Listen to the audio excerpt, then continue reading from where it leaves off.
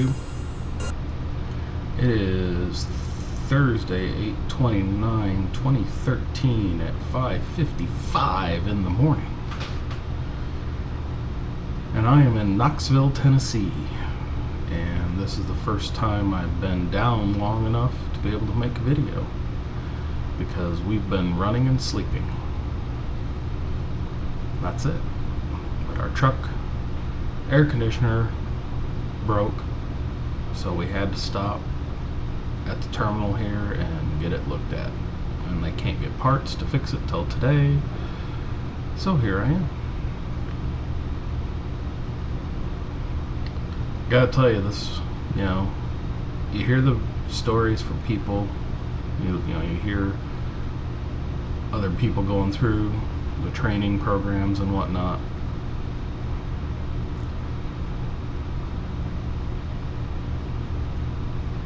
I'm not gonna lie, the training part sucks, because you have no space for anything. You're crammed into the top bunk all by your, I've got duffel bags up there and everything. I mean, he gave me one cabinet to put all my stuff in, all the stuff I could fit into it. Everything else had to be up on the top bunk with me. So I have virtually no space for my legs at night when I try to sleep. So, and then, they do it two ways at Celadon. As a trainer, you can get paid one of two ways. You can get a flat rate, basically a salary, every pay period, or you can get the miles, and my trainer gets the miles. You say, okay, what does that matter? Well, I can't speak for trainers that run on salary, because I haven't been with one. But when your trainer gets paid by the mile, all he wants to do is run miles. And more miles you can get, the happier he is.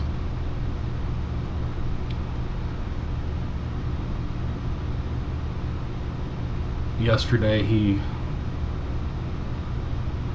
made a comment because I was doing what needed to be done, and he doesn't have to tell me what to do, because I can do pretty much the whole job. I mean, it's not rocket science. It's really not that hard. I mean, there's certain aspects that can be hard, but the job as a whole is not that hard. And I was fixing the logs, which the thing I did to the log was really inconsequential. It didn't have to be done, but because this is the way he wants everything done, I just went in there to fix it. So he's like, what are you doing now? So I'm fixing the log. He says, you know how to do that? I said, yeah. He said, well, what am I training you for? And the only thing right now that he needs to train me on or work with me on is backing up, because I'm not getting my setups quite right. So I really struggle sometimes to get backed in. And we haven't done that many backings, because we're always running as hard as we can to get to the next stop so he can get more miles. In the last 7 days, well, the last pay cycle, let's put it that way, the last pay cycle, he was complaining yesterday that he only got 2,400 miles for the entire pay cycle. Most of those which I drove, and we didn't get as many miles as we could because they sent us into the Northeast, which slows everything down. So he was not happy about that. But I'm thinking 2,400 miles out of a student, what are you complaining about? This is only my second week of being on the road. That was my first week on the road.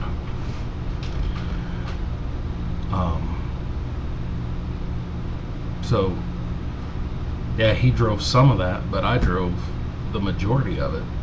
And it's just blowing his mind that, the other day I drove 10 and a half of my 11 hours because that's how hard we had to run.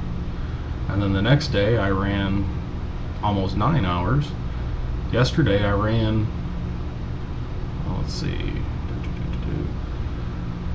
I ran 8 hours yesterday until we got to the Knoxville terminal. And that's when they said, oh, we can't fix your air conditioner till tomorrow. Otherwise I'd have kept on running. So, I can drive it forward. I can manage traffic. I can, interface with the customer, go in, take care of the shipper, take care of the receiver, get all the paperwork handled. I can run the Qualcomm just fine. Basically got all the macros figured out, understood, whatever. It's like, but it's not hard. Someone who struggles with computers might be intimidated by the Qualcomm, but it's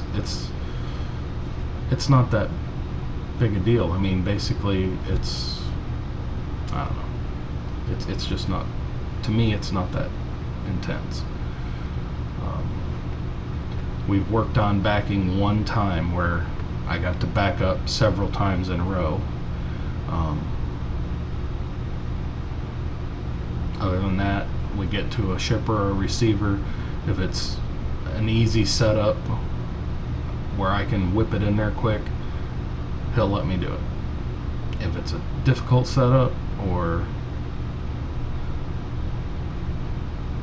we'll just go with that difficult setup, and I get set up and I start doing it, but I'm having a little issue getting whatever happening, he'll jump in the truck and throw it in there and say, oh, they were stomping our foot at the door, or they were bitching about it, or whatever. So that's the only thing that I need to work on.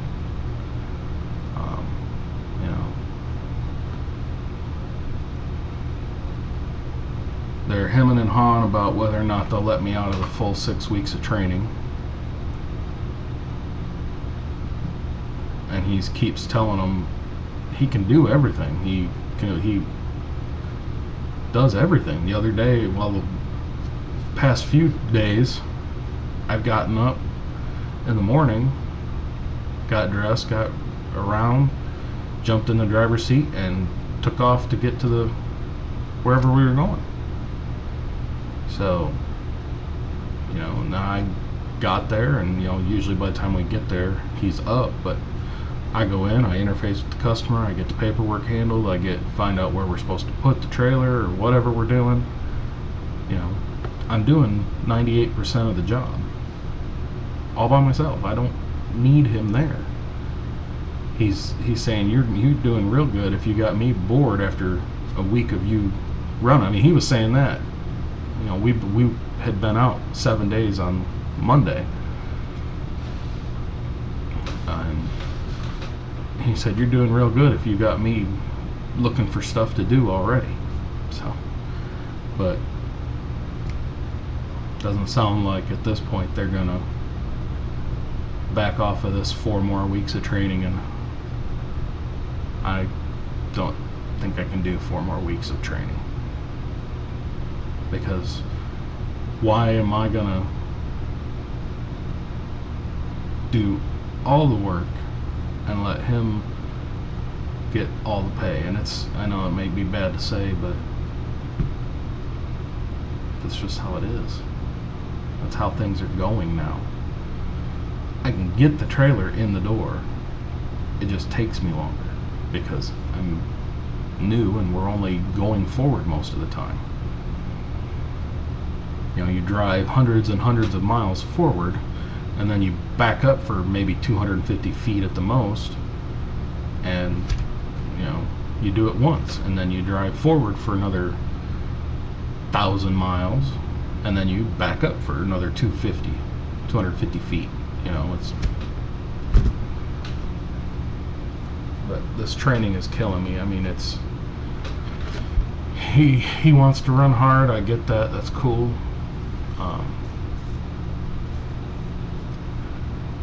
The not getting to shower every day or every other day is really starting to drive me nuts.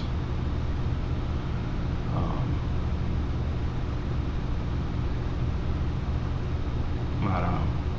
I just don't know if this job's gonna be for me. I might need to find something more local or something like that.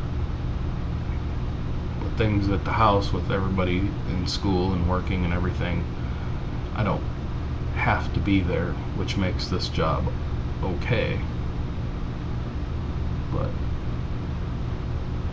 I now understand why a lot of companies out there only give you 2 or 3 weeks of training and then put you in a truck, because you're either going to do it or you're not. You know, 6 weeks of training is, to me, an extreme case for someone that's really struggling to get a grasp on everything. It seems overkill to me. It has since I've been thinking about it, you know, but there's a lot of variables that have to be learned, and some things people get right away, but you know, most of this job I've already done. You know, as a technician, I had to go in and interface with the customers and get the paperwork handled, and you know, it's a different format. I'm not repairing things. I'm putting a trailer in a door and getting it unloaded or loaded, and then I'm getting paperwork and hitting the road again. Similar to the service side of things. That's what I did. I went in, I found out what was going on, went and worked on it, repaired it, came back, said, okay, I got you all taken care of, let's check it. All right, we're good to go. Sign here, please. See you next time.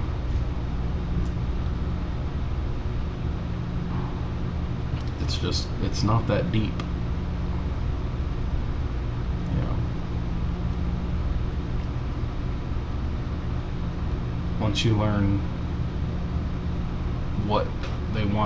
what you need to send in on the Qualcomm each time you're doing something, then it becomes just a repetitive thing. You just do it.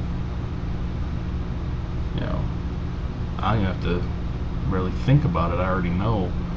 You know, when I get to a stop, I send in I arrived and what load I'm on. When I'm leaving a stop, you know, I send in a leaving the stop. If I'm empty, I send in an empty notice to let them know I'm empty. If I just received a pre-plan for something, I confirm it. I mean, it's not hard. So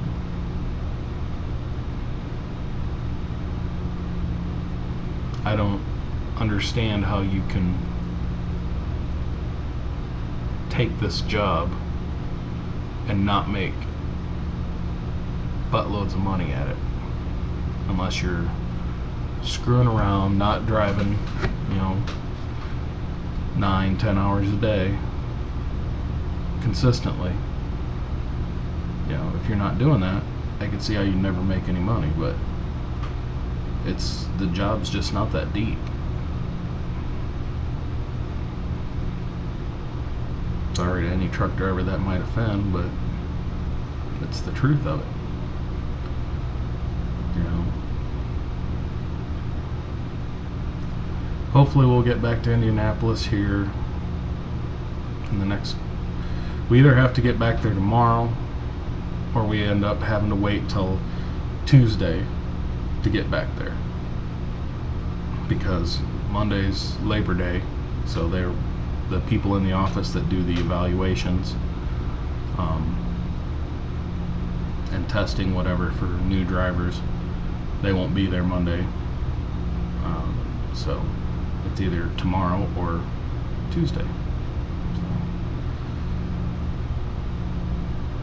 it's been an interesting interesting journey. I mean, a lot of it you know if you've watched a lot of the other YouTube people out there. A lot of it you already have seen and whatnot, but experiencing it, it's,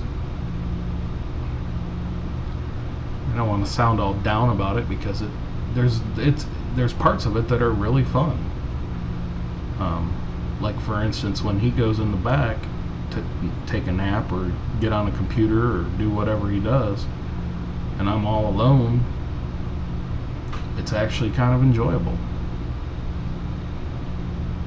But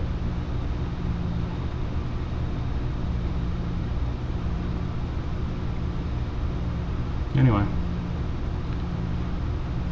I'll let you guys know what happens when we get back to Indy, because based on what happens there is going to determine what I decide to do next, because I can't do 4 more weeks of training of trying to sleep on the top bunk with no space and at the mercy of his desire of what the truck's temperature while we're trying to sleep should be.